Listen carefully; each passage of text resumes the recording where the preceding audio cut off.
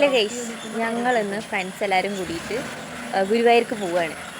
ഇതാ ഒരാൾ ഇനി നിൽക്കടി സ്ലോ വേണ്ട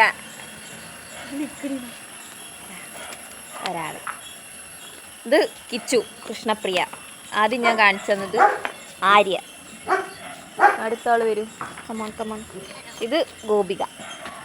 കുറച്ച് പേര് കൂടി കുറച്ച് പേര് കൂടി ഉണ്ട്.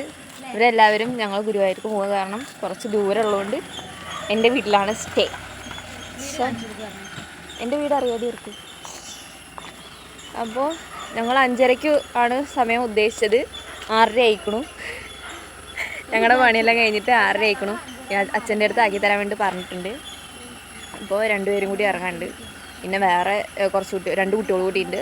ഒരാൾ തൃശ്ശൂരും ഒരാൾ കൂറ്റനാടും. അപ്പോൾ അങ്ങനെ ഒരാളെ പിക്ക് ചെയ്തിട്ട് വേണം പോകാൻ. പിന്നെ ഒരാൾ നേരെ ഗുരുവായൂർക്ക് തന്നെ വരും. ഞാൻ എന്തായാലും ലുക്കായിട്ടുണ്ട്. എനിക്ക് ഇങ്ങനെ പറയണേക്കാൾ മുന്നേ എനിക്ക് മുഖം നോക്കാനായിട്ട് തോന്നുന്നത്. ആൾക്കാരടുത്ത് ഹായ് പറ ഹായ് പറ.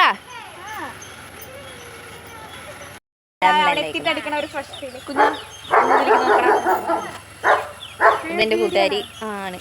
ഇതെൻ്റെ കൂട്ടുകാരി ഗൗരിയുടെ കസിൻ സിസ്റ്ററാണ്.